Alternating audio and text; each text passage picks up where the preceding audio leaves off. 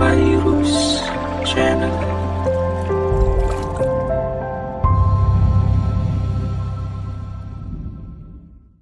Langsung saja kita simak kepada Ustadz Budi Asari LC. Silakan Ustadz. Fadal.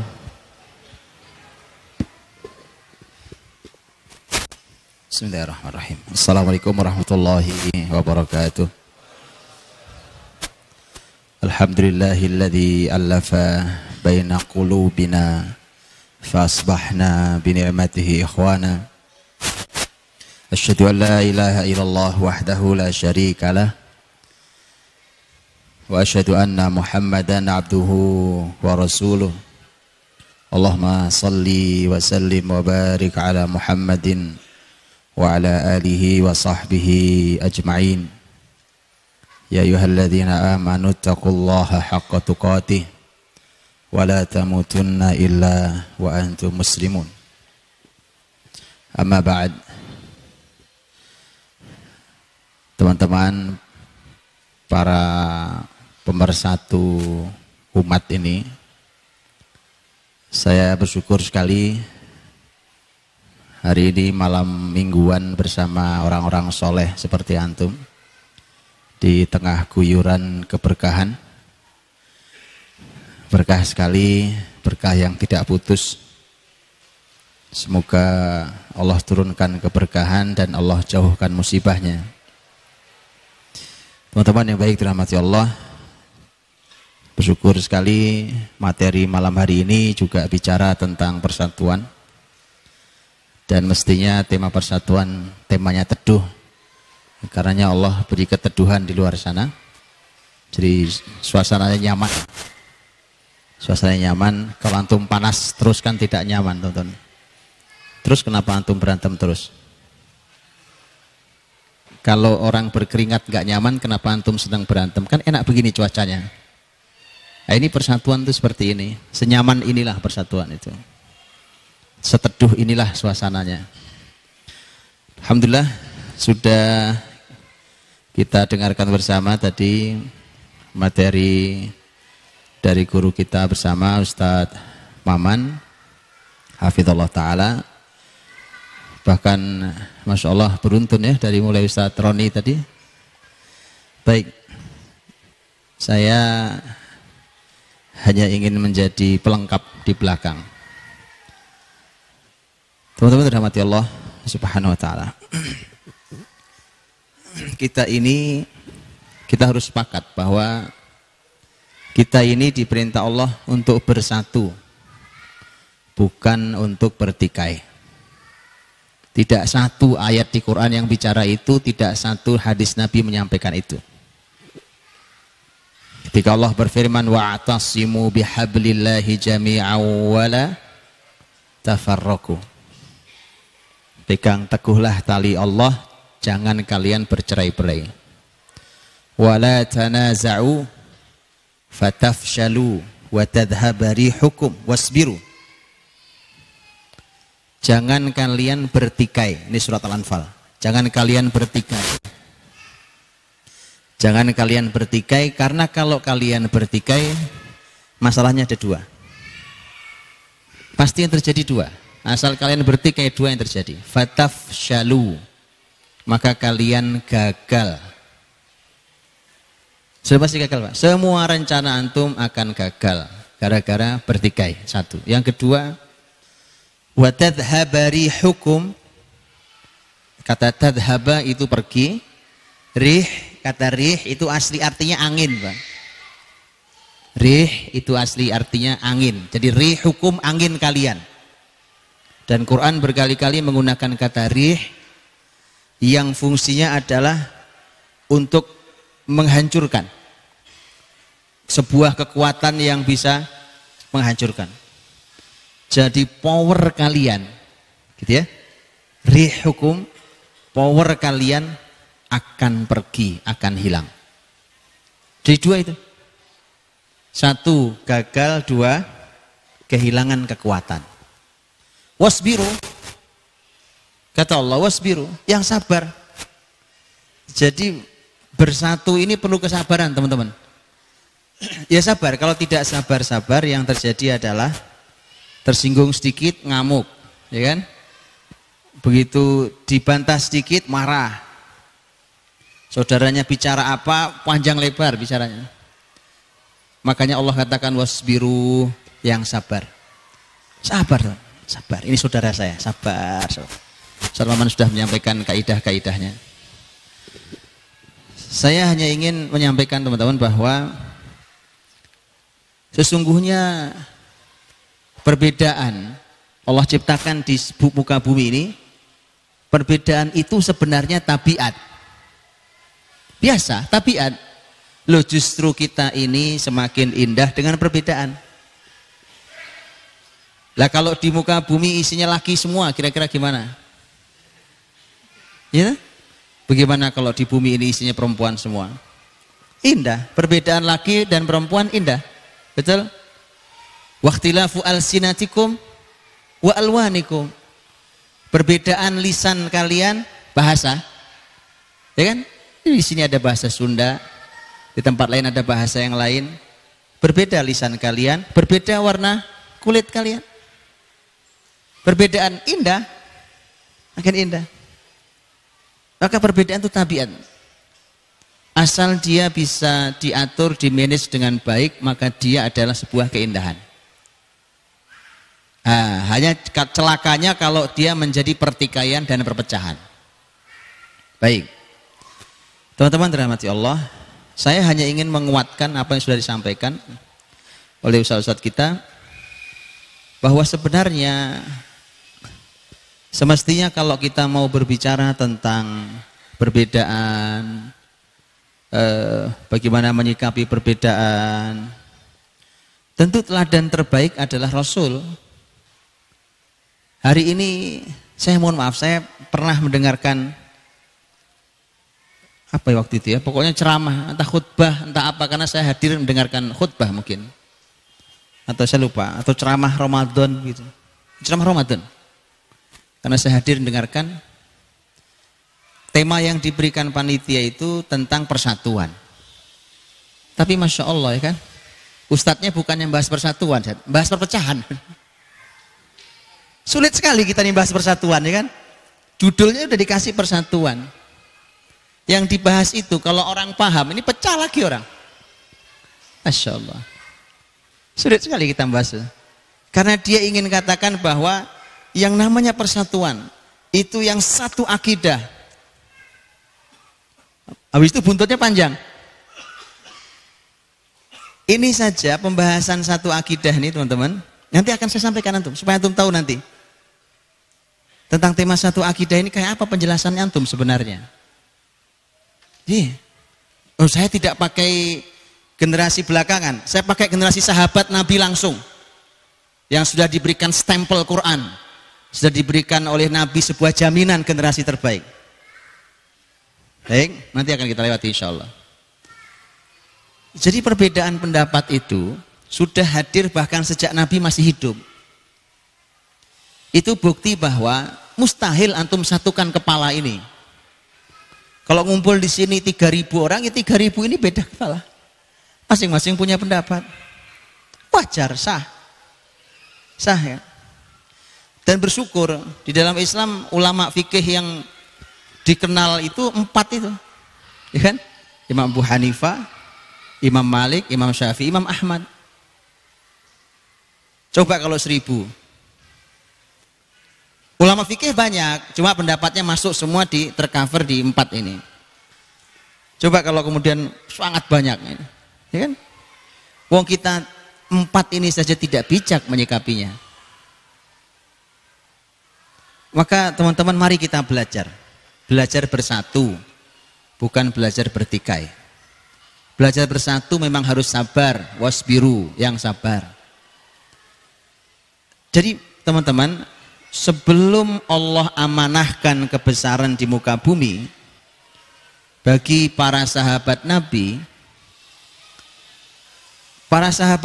itu sudah dilatih oleh Allah dan Rasulnya. Di antaranya dilatih bersatu, dilatih menyikapi perbedaan tanpa menimbulkan perpecahan. Harus latihan dulu, jangan bicara kebesaran. Oh kita ini urusan sepele aja berantem. Kadang-kadang lucu saya dengarkan orang berantem itu kalau di media sosial. Ya kan? Lucu kadang-kadang. Dan kalau saya boleh menilai, yang sini salah, yang sini salah. Coba bayangin, berantem dua-duanya salah. Apa nggak cakep itu? Itu bisa bayangkan itu. Sudah gitu kan itu diperlihatkan. Jadi kita memperlihatkan kebodohan kita masing-masing. Saya ketika menyuarakan tentang persatuan ini, muncul pula komentarnya. Ini kalau ini madhab persatuan. Ada aja kalimat, Masya Allah, indah sekali negeri ini, Pak ya. Ya, karena memang di kita ini ahlul komentar, Pak. Insya Allah, Pak. Indah ya. Antum kalau punya ilmu yang dalam, antum lihat generasi salafus saleh dahulu, antum akan menjumpai betapa janggalnya cara berpikir kita hari ini, bahkan tentang ilmu. Kita akan lewati, kalimat-kalimat ini akan saya tunjukkan buktinya nanti, belakang. Baik, jadi perbedaan itu mulai muncul, hadir, Rasul masih hidup, perbedaan sudah ada. Saya tadi tidak menyimak Ustadz Maman, karena saya datang juga agak terlambat. Saya tidak tahu apa Ustadz Maman umpamanya bercerita tentang hadis sangat terkenal yang selalu dibawa oleh para ulama, hadis muttafaq alaih tentang tema tidak sholat asar kecuali di Yahudi Bani Quraidah. Tadi sudah dibahas? Oke. Kalau itu saya punya satu pertanyaan. Ya, la yusalliyanna ahadukumul asra illa fi Bani Quraidah. Jangan sholat asar kecuali di Bani Quraidah. Pertanyaan saya. Waktu Nabi menyampaikan itu, kemudian kok prakteknya jadi dua berbeda? Betul ya? Dua berbeda prakteknya. Pertanyaan saya, apakah Nabi waktu menyampaikan menginginkan dua-duanya atau menginginkan salah satunya? Paham pertanyaan saya? Paham atau tidak paham? Paham atau tidak paham? Oh, saya ulangi. Kan Nabi katakan jangan sholat asar kecuali di Bani Quraidah, gitu ya. Ternyata begitu sahabat pulang ke Nabi, kan ternyata prakteknya ada dua. Yang satu benar sholat asar di Yahudi Bani Quraidah dan waktu asar sudah habis. Yang satu sholat di jalan, belum nyampe Yahudi Bani Quraidah dan sholat di jalan. Pertanyaan saya, apakah Nabi waktu bersabda sebelum berangkat itu, apakah Nabi menginginkan dua-duanya atau salah satunya? Nah, ini dianalisa ulama, Ustaz. Bukan begitu. Kalau Allah dan Rasulnya tahu, sekarang saya katakan subhanakallahumma bihamdik asyhadu an la ilaha illa anta, selesai. Saya tinggal katakan wallahu a'lam. Wallahu a'lam, ya kan? Ya. Ini semua dianalisa ulama, Ustaz. Ini para ulama semua bicara panjang lebar tentang peristiwa ini. Termasuk ini pertanyaannya. Karena begini. Ini mudah dianalisanya. Mudah, ahli ilmu menganalisa ini mudah. Mereka dengan perangkat ilmunya. Apakah Nabi menginginkan dua-duanya? Atau Nabi menginginkan salah satunya? Waktu Nabi mengatakan jangan sholat asar kecuali di Bani Quraidah. Yang satu sholat asar di Bani Quraidah tapi waktunya sudah habis. Yang satu sholat di tepat waktunya tapi belum di Bani Quraidah. Gak ada yang sempurna kan? Gak ada yang sempurna. Pertanyaannya, apa Nabi ingin dua-duanya? Para ulama jelas katakan tidak mungkin. Nabi ingin satu. Enggak dua-duanya, satu yang Nabi inginkan. Jelas kok kalimatnya. Jangan sholat asar seorang pun di antara kalian kecuali di Bani Quraidah. Nabi satu. Yang Nabi inginkan satu.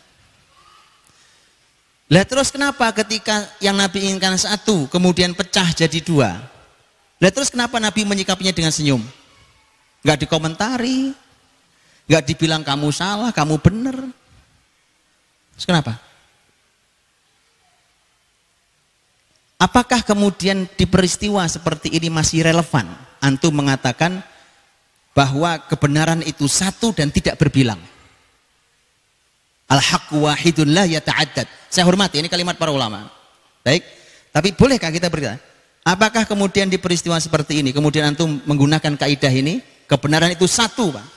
Tidak berbilang, Oke, pertanyaan kedua. Apakah Nabi akan membiarkan ketika terjadi sebuah kemungkaran? Di depan mata Nabi ada kemungkaran, dibiarkan? Disenyumi? Mustahil. Itu kaidah-kaidah dalam Islam. Kalau Nabi senyumi berarti apa berarti? Hah? Kalau Nabi senyumi apa artinya? Tidak mungkin mungkar. Betul? Antum nyambung dengan saya? Tidak mungkin mungkar, betul? Nabi mustahil membiarkan sebuah kemungkaran. Mustahil. Kalau ada kemungkaran di depan mata Nabi, pasti langsung oleh Nabi ditegur. Pasti. Tetapi ketika Nabi senyumi dua-duanya, bukankah kemudian kita boleh katakan, loh kalau gitu tidak ada yang mungkar, tidak ada yang mungkar. Tapi berbeda loh Pak, Nabi maunya satu loh. Itulah indahnya. Itulah indahnya. Kenapa?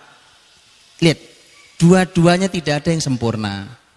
Tadi saya bilang, yang sholat asar di Bani Quraidah waktu asarnya habis. Yang sholat tepat waktunya belum habis waktunya, tapi belum sampai Yahudi Bani Quraidah. Dan antum akan jumpai masalah begini di dalam kehidupan, dalam hukum syariat ini, itu sangat amat banyak. Saya kasih contoh. Saya kasih contoh prakteknya. Makanya nggak usah berantem-berantem kalau nggak punya ilmunya. Saya kasih contoh. Begini, antum sebelum tidur sholat witir. Ternyata bangun juga sebelum subuh. Muncul pertanyaan, kalau saya tahajud lagi Pak, bangun sebelum subuh, saya tahajud, apakah saya perlu witir lagi? Apa jawaban antum? Hah? Enggak? Sepakat enggak? Fikih siapa nih antum nih? Enggak itu dari mana ceritanya? Oh sudah witir Ustaz di depan, tadi kan sebelum tidur sudah witir. Antum tahu enggak? Witir itu oleh Nabi disebut sebagai ibadah penutup malam. Betul. Saya masih bangun sebelum subuh kok. Harusnya penutup ibadah malam saya sholat witir. Ayo, masih berpendapat sama dari tadi? Jelas, Nabi katakan ibadah penutup malam itu witir. Gimana? Masih bertahan? Atau kita berpindah pendapat, oh kalau gitu sholat witir Pak. Bagaimana tuh sholat witir? Nabi mengatakan tidak ada 2 witir dalam satu malam.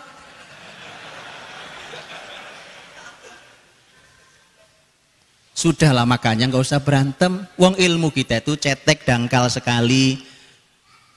Seneng banget berantem.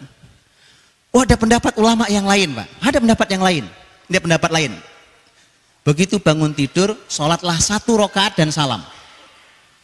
Niatnya untuk menggenapi witir yang sebelum tidur, kemudian jadi genap. Oke? Begitu sudah genap berarti saya belum witir. Kemudian witirlah di akhir setelah selesai tahajud sebelum subuh, maka witir saya. Gimana? Oke pendapat yang ini? Oke atau enggak oke? Kelihatannya oke ya? Kelihatannya doang oke Pak. Jadi pendapat ulama semua luar biasa. Tapi maksud saya lihat, sejak kapan sholat 1 rakaat menggenapi witir ada perintahnya? Apa antum pernah jumpai? Nabi memerintahkan untuk genapilah sholatmu 1 rakaat. Pernah? Tidak ada. Loh bagaimana kita ngarang ibadah? Katanya nggak boleh ngarang ibadah. Sekarang antum paham? Ini tema ini nggak ada yang sempurna. Antum ngambil yang ini nggak sempurna. Antum ngambil yang tidak witir. Loh witir antum bukan ibadah penutup kalau gitu. Antum witir lagi, berarti antum witir 2 kali dalam semalam. Antum genapi 1 rakaat, nggak pernah ada perintah 1 rakaat genapi. Paham teman-teman? Dan itu banyak sekali, sangat banyak yang begitu itu modelnya. Gitu ya. Nah, maka apa yang Nabi sampaikan sampai kenapa Nabi senyumi itu agar jadi pelajaran kita sampai hari ini tentang menyikapi perbedaan dalam keputusan itu. Nah, ini ijtihad dan serahkan pada ahlinya. Sahabat juga mengisahkan kisah lain. Waktu mereka pergi jihad bersama Rasul Shallallahu Alaihi Wasallam, dan waktu itu sahabat puasa, kemudian sebagian dari kami berbuka karena perjalanan, satu safar, dua mau jihad. Antum bisa bayangkan. Maka sebagian kami berbuka, sebagian kami tetap puasa dan tidak saling mencela antar keduanya. Itu kalimat sahabat. Bisa nggak gitu-gitu ya Pak?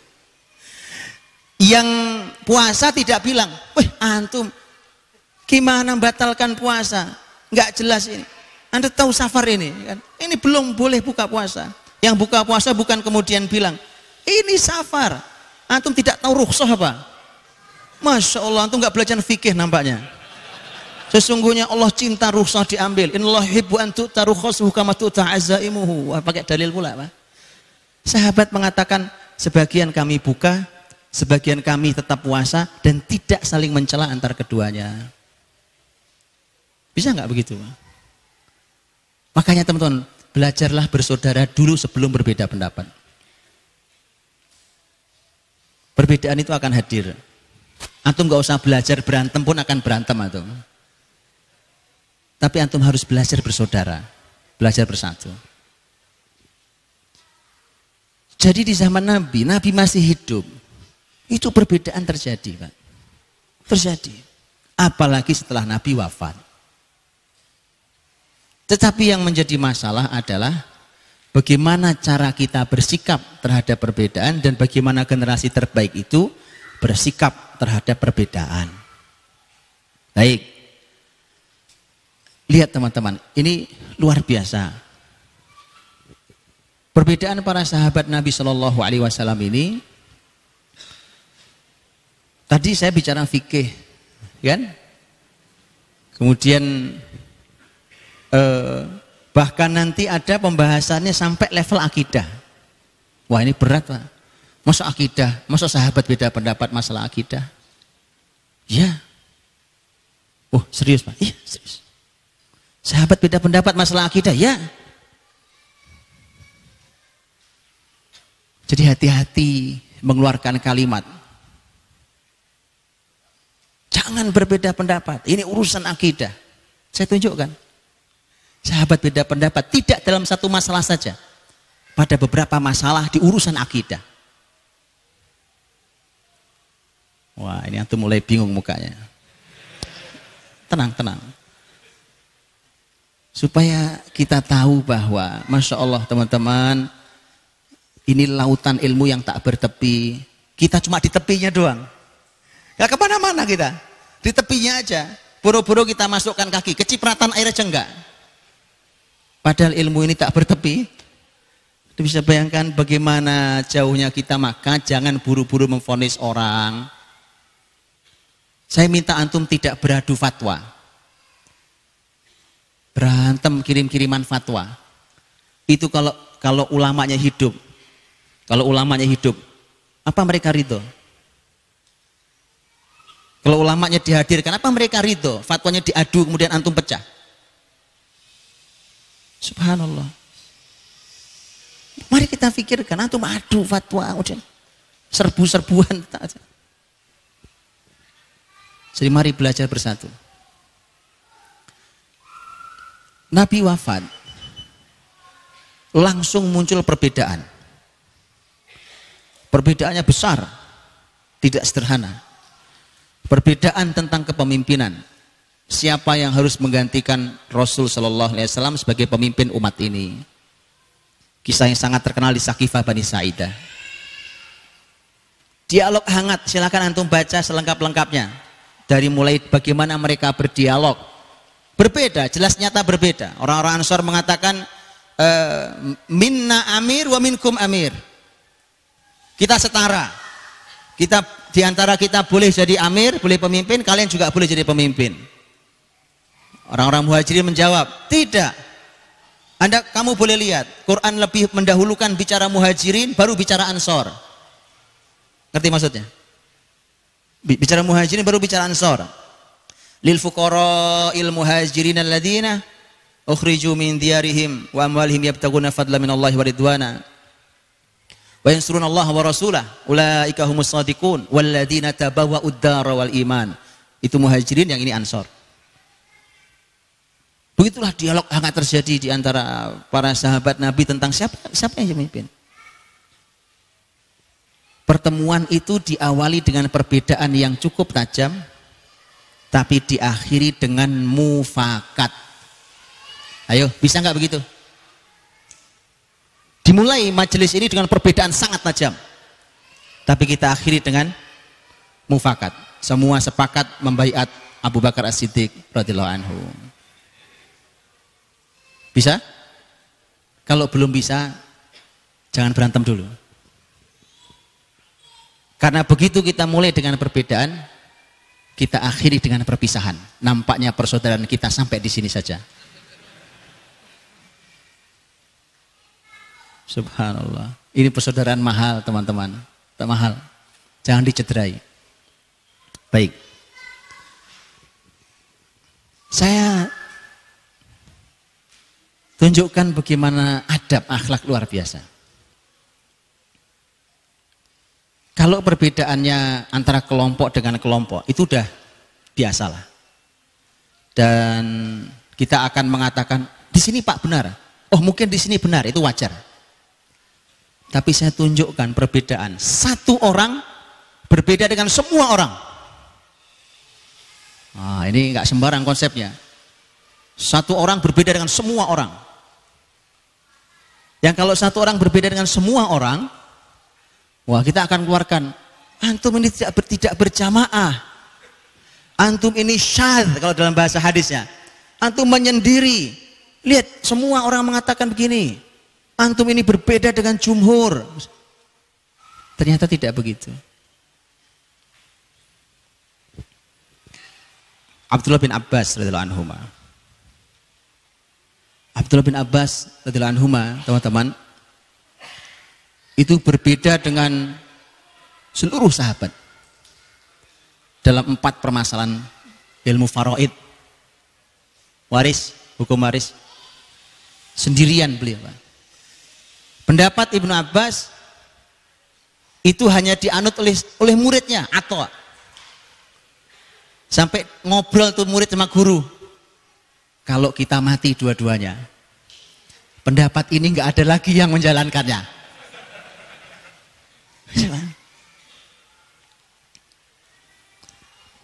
Padahal, yuk saya tunjukkan. Antum agak pusing-pusing dikit apa ya? Karena ilmu faraid namanya, ilmu faraid.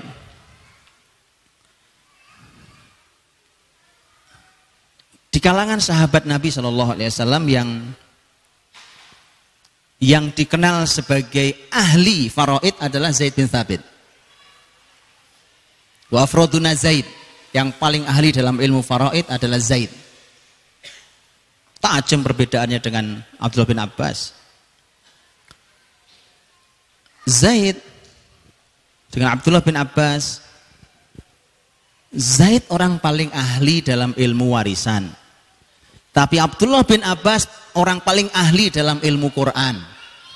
Ilmu faraid ngambilnya dari Quran. Nah, coba gimana sekarang? Itu? Teman-teman, Masya Allah. Beneran teman-teman, saya ini kalau buka kembali bagaimana ulama dulu belajar ilmu, bagaimana mereka berbeda.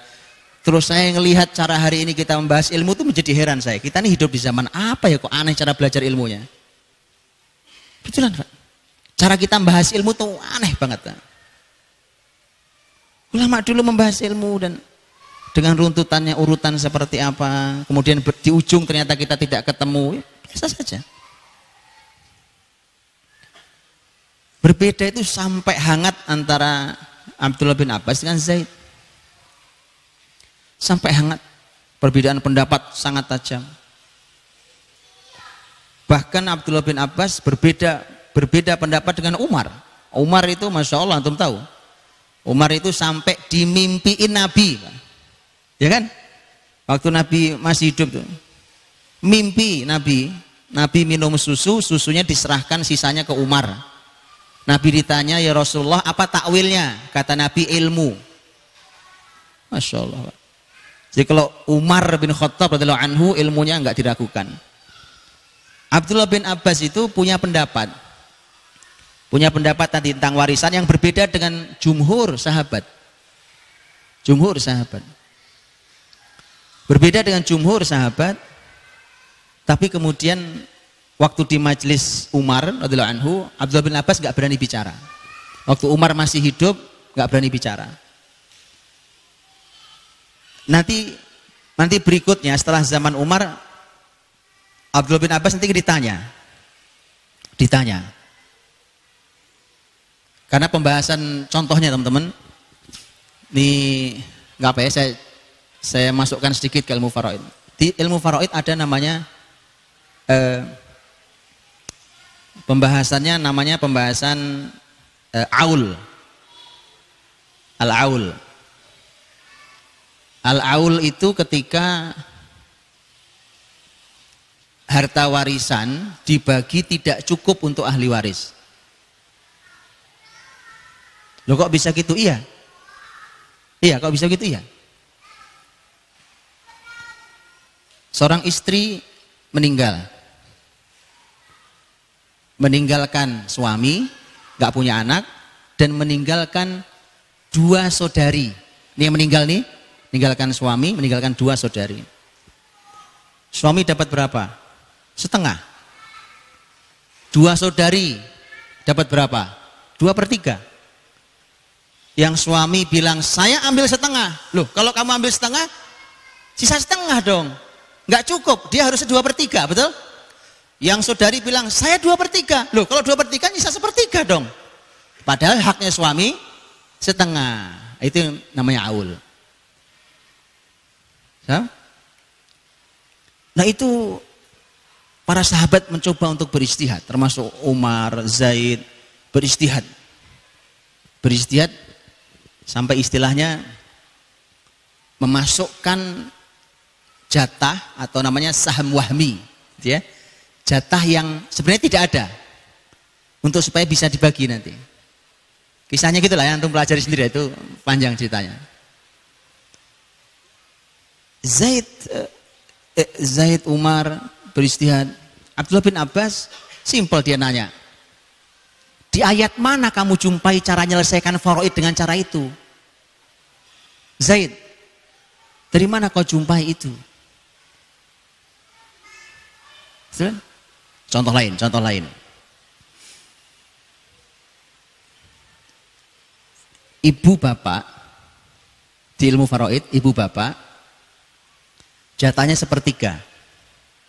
Kalau tidak ada anak dan tidak ada sejumlah saudara, ya, anaknya meninggal dan saudaranya meninggal, baik. Tapi kalau ada anak atau ada sejumlah saudara, maka ibu dan bapak dapatnya bukan 1/3 tapi 1/6. Karenanya Quran mengatakan tentang yang saudara, mengatakan wa in kana lahu ikhwah, wa warithahu abawahu fali ummihi sudus. Kalau yang meninggal itu punya beberapa saudara, ikhwah itu banyak ya, tidak satu. Kemudian bapak ibunya termasuk ahli waris yang masih hidup, maka jatah ibunya 1/6. Baik. Seluruh sahabat memutuskan bahwa asal ada 2 saja saudara, bapak ibu ngambil 1/6. Ditolak sama Abdullah bin Abbas. Kalian bagaimana ceritanya? Kata ikhwah di dalam bahasa Arab artinya saudara. Bentuk katanya jamak. Dalam bahasa Arab itu ada mufrad, musanna, jamak. Mufrad itu 1, musanna itu 2, jamak itu banyak. Kalau al-akh 1, akhawan atau akhawain 2, ikhwah banyak, berarti ikhwah itu minimal 3. Bagaimana kalian bisa putuskan bahwa asal ada 2 saja maka bapak ibu turun dari 1/3 menjadi 1/6? Lihat teman-teman, ayo lebih tepat yang mana coba? Lebih tepat yang mana menurut antum? Abdullah bin Abbas atau sahabat lain? Itu? Gitu. Tidak ada sahabat saling mencela antara mereka dalam pendapat itu. Karena mereka semua bicara menggunakan ilmu. Kalau dalam bahasa para ahli ilmu namanya wajhun minan nazar. Bahwa ada sisi, ada sudut, ya kan? Ada sudut pemikiran. Bukankah begitu? Abdullah bin Abbas menolak seluruh keputusan sahabat. Karena Abdullah bin Abbas itu jelas, kata ikhwah itu minimal 3. Tanyakan ke seluruh ahli bahasa Arab. Begitu, bukan 2. Loh, kok sahabat rata-rata berani memutuskan 2 Pak? Apa ngawur? Enggak ada yang ngawur. Di sini enggak ada yang ngawur. Masya Allah, semua ada ilmunya. Begitu ya. Jadi ilmu ini lautan teman-teman. Ini lautan ilmu ini. Samudra yang tak bertepi tadi. Makanya hati-hati. Kalau Anda mau mengatakan mending berkata begini, ini yang saya tahu. Ini yang saya jalankan. Itu jauh lebih bijak kalimat itu. Tapi kalian katakan ini yang sesuai dengan Quran. Waduh. Ini yang sesuai dengan sunnah Nabi. Oh, subhanallah.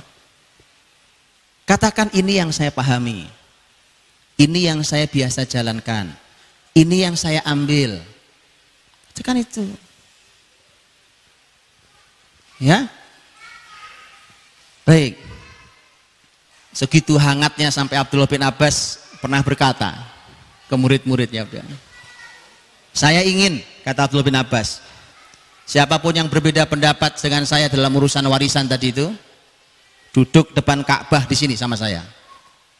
Kemudian kita bermubahalah di sini. Oh iya Pak.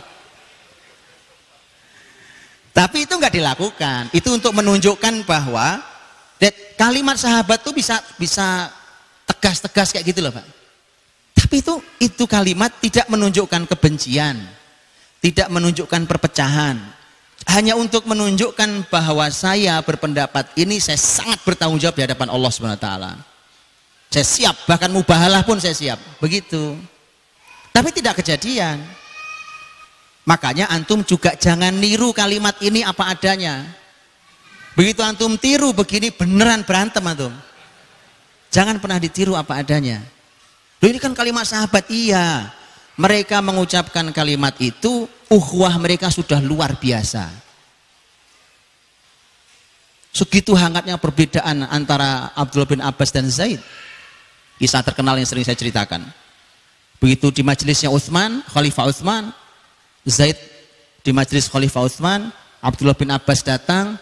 Begitu Abdullah bin Abbas datang, Zaid sudah selesai urusannya dengan Utsman, Zaid keluar, kemudian Abdullah bin Abbas berlari, segera menyiapkan kudanya Zaid. Dituntunlah kudanya Zaid seperti seorang budak yang menyiapkan untuk majikannya. Maka Zaid mengatakan, la taf'al hadha ya ibna ammi Rasulillah. Jangan kau lakukan ini, wahai sepupunya Rasulullah. Jawaban Abdullah bin Abbas, hakadha umirna bi ulama'ina. Beginilah kami diajari untuk menghormati ulama kami. Zaid pun membalas, kalau gitu saya mau pegang tanganmu, keluarkan tanganmu. Dikeluarkan tangan Abdullah bin Abbas. Dicium oleh Zaid tangannya Abdullah bin Abbas. Kemudian Abdullah bin Abbas berkata, mengapa kau lakukan itu? Kata Zaid, hakadha umirna bi ahli baiti nabiyina. Beginilah kami diajari untuk memuliakan ahlul bait nabi kami. Bisa nggak teman-teman? Diskusinya hangat, wah sampai seseru itu, ujungnya cium tangan. Bisa nggak? Kalau nggak jangan dulu berantem. Iya mah, kayak beginilah. Dan ini satu orang, Abdullah bin Abbas satu orang Pak. Satu orang di hadapan seluruh sahabat. Tapi tidak ada satupun sahabat yang mengatakan, hei Abdullah bin Abbas, kamu berbeda dengan jumhur, kamu syudzud, kamu... Tidak ada. Tidak ada. Tidak ada kalimat sahabat yang seperti itu keadaannya. Melukai hati saudara yang tidak ada Pak. Itu satu orang loh. Perbedaan satu orang dengan banyak orang itu tidak hanya terjadi pada Abdullah bin Abbas, bahkan terjadi pada Aisyah radhiyallahu anha. Dari orang paling berilmu dari kalangan wanita, orang paling dekat dengan Nabi SAW untuk dari istri-istrinya, sehingga wajar memiliki pemahaman yang luar biasa. Sampai Imam Az-Zarkashi rahimahullah ta'ala, seorang ulama besar madhab Syafi'i.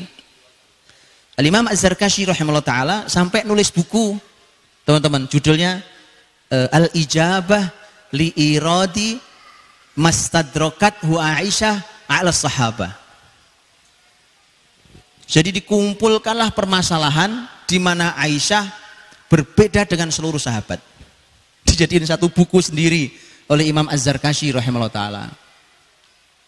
Nah, permasalahannya sampai pada permasalahan akidah. Hati-hati ya.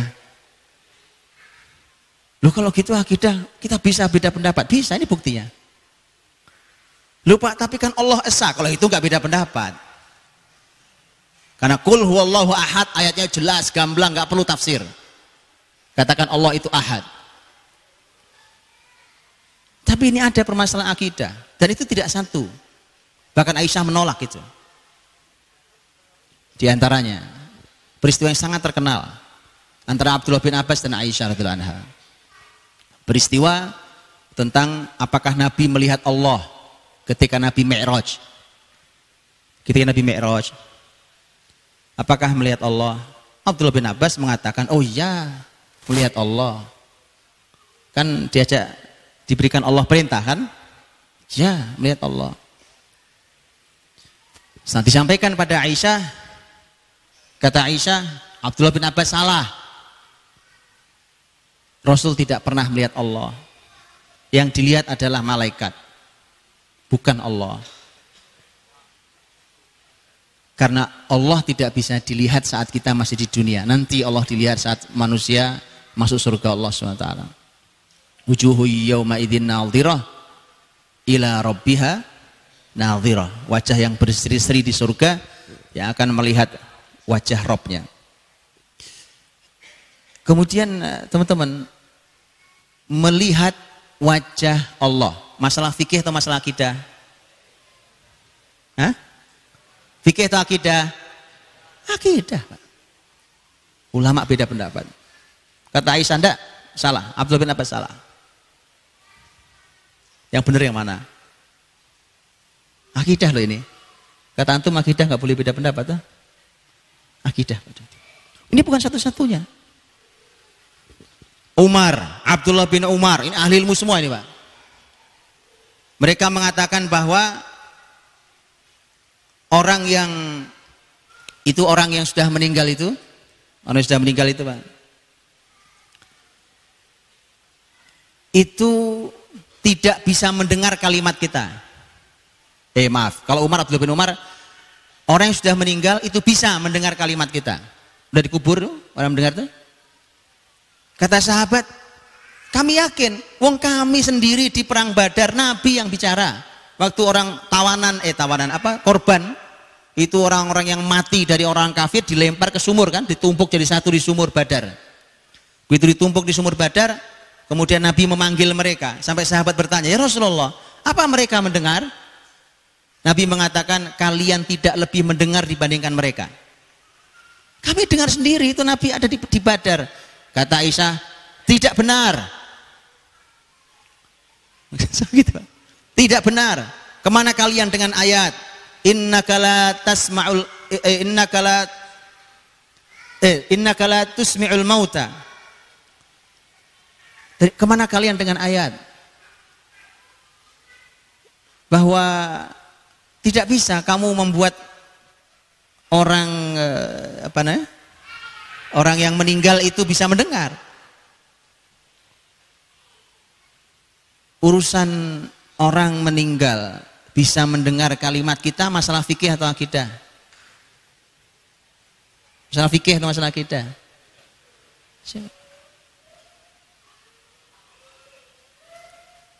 Jadi teman-teman dirahmati Allah, itu sahabat berbeda pendapat sampai begitu.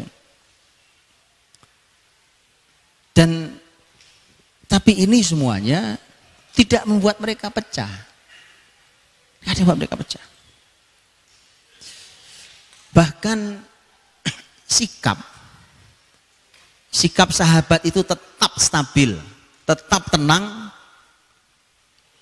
ketika nyata-nyata bahwa sedang berhadapan dengan akidah yang sesat. Contoh nyata, kurang bagaimana merepotkan negara kekhilafan saat itu yang dipimpin oleh Khalifah Ali bin Abi Thalib radhiyallahu anhu. Bagaimana kurang merepotkannya orang-orang Khawarij. Dan Khawarij itu nyata-nyata kelompok sesat, akidah sesat, nyata kalau itu. Kurang merepotkan bagaimana itu kelompok Khawarij. Semua orang disalahkan, semua orang dikafirkan, bahkan dihalalkan darah dan hartanya. Mereka nggak peduli, mau itu sahabat, mau itu telah dijamin masuk surga, nggak peduli. Mereka pakai dalil, mereka pakai ayat, dan seterusnya. Sampai kemudian dialog Abdullah bin Abbas dengan orang Khawarij. Kemudian sampai akhirnya terjadi perang antara Ali, ini sudah terakhir, ini kisah panjang tapi proses terakhir sekali bagi yang tetap saja memerangi dan menyulitkan negara, maka diperangi oleh negara. Itu setelah proses sangat panjang dan penyadaran dalam jumlah yang sangat banyak. Yang sisa yang sedikit ini yang sudah tidak bisa lagi disikapi dengan cara lembut. Maka terjadilah perang, namanya perang Nahrawan. Perang Nahrawan itu antara kekhilafan Ali dengan Khawarij. Tidak ada yang tersisa itu. Khawarij habis. Nah, itu hadirin dirahmati Allah, sudah segitu merepotkan. Ali ditanya, Ali, itu orang-orang Khawarij itu kafir? Apa mereka kafir? Wah, kita kalau lagi jengkel Pak, wong perbedaan pendapat biasa aja kita bilang fasik, kafir tuh orang, bid'ah itu nggak jelas. Karena nggak stabil jiwa kita. Ketidakstabilan itu bermula dari ilmu kita yang picik, iman kita yang bermasalah. Betul? Sahabat ya Allah Pak, kayak tadi Ali sudah dicaci maki, sudah dihina, dikafir-kafirkan pula. Padahal kalau semua orang tahu siapa Ali bin Abi Thalib, orang mulia itu, sepupu Nabi, menantu Nabi, ahli surga, kurang apa? Ya kan? Sudah gitu diperangi pula. Subhanallah. Begitu ditanya, Ali, apa mereka kafir? Kata Ali, minal kufrihum farru. Enggak. Mereka justru lari dari kekafiran. Amunafiqun, kalau gitu mereka munafik. Kata Ali, al-munafiqun la yadhkurunallaha illa qalila. Orang munafik zikirnya sedikit, lah mereka zikirnya banyak. Antum lihat Pak, stabil jiwanya gitu ya. Teman-teman, kalau antum belum punya jiwa stabil, jangan masuk perbedaan pendapat. Karena begitu antum tersinggung, antum akan mengeluarkan kalimat yang kalimat itu menzolimi saudara antum. Saudara antum tidak berhak terhadap kalimat itu, tetapi antum keluarkan kalimat dan mencederai, dan antum sudah menzolimi dia. Bahaya Pak. Kalau gitu siapa mereka? Ikhwanuna bagaw alaina. Sempat-sempatnya Ali masih ngomong ikhwan kita. Itu ikhwan kita, saudara-saudara kita, tapi zalim pada kita. Ya teman-teman. Ya. Jadi mohon berhati-hati. Kadang-kadang memang pertanyaan itu mancing-mancing Pak. Ya, sehingga ustadz-ustadznya itu juga suka kepancing Pak. Antum nanti jangan pancing saya ya. Suka kepancing-pancing ustadznya. Tapi mancing-mancing pertanyaan itu memang sudah dari dulu. Sehingga sebenarnya yang harus cerdas memang ustadznya. Dia harus tahu dia lagi dipancing Pak. Seseorang datang ke Imam Ahmad. Imam Ahmad itu berpendapat kalau seseorang mimisan, keluar darah dari hidung, maka batal sholatnya. Lagi sholat, batal sholatnya, keluar darah dari hidung, mimisan, harus wudu. Tapi Imam Malik Imam Malik mengatakan tidak batal. Terusin aja, silakan dibersihkan tapi teruskan sholatnya. Imam Malik. Ada orang datang ke Imam Ahmad, nanya, apakah saya boleh sholat di belakang orang yang mimisan keluar darahnya? Apa jawaban Imam Ahmad? Harusnya jawaban beliau tidak. Arti sholatnya batal loh, harus diganti. Itu kan pendapat beliau. Itu imam batal karena keluar mimisan, harusnya diganti. Begitu. Tapi bukan itu jawabannya. Ini ulama tuh begini, nggak gampang kepancing, Pak. Apa jawaban Imam Ahmad? Bagaimana saya tidak sholat di belakang imam besar sekelas Imam Malik? Itu jawaban. Ngerti nggak? Atau nggak ngerti antum? Ngerti ya? Ngerti ya? Imam Ahmad nampaknya membaca, ini orang nampaknya mau cuma ngadu doang ini. Wallahu alam. Tapi artinya bahwa sampai Imam Ahmad mengatakan, apakah saya tidak sholat di belakang imam besar sekelas Imam Malik? Begitu ya teman-teman, waktu saya habis ini. Jadi Masya Allah, ya contoh ulama itu luar biasa teman-teman. Dan betapa hati-hatinya dulu orang bicara kepada ahli ilmu itu. Hati-hati bicaranya, Pak. Sangat berhati-hati. Lihat, Pak. Sebagai penutup nih. Saya mau bicara tentang Imam Abu Hanifah. Imam Abu Hanifah itu tinggal di kota Kufah, Irak. Kufah itu kalau di ilmu hadis itu kota yang spesial. Kenapa spesial? Para ahli hadis mengatakan kalau hadis masuk ke Kufah terus keluar lagi, diriwayatkan keluar dari Kufah, maka berhati-hatilah. Karena hadis yang tadinya cuma sejengkal, dia bisa sehasta. Ngerti maksudnya? Apa maksudnya? Ditambah-tambahi sama orang Kufah itu. Karenanya Imam Abu Hanifah tinggal di sebuah kota yang beliau sulit untuk mendapatkan hadis-hadis sahih itu.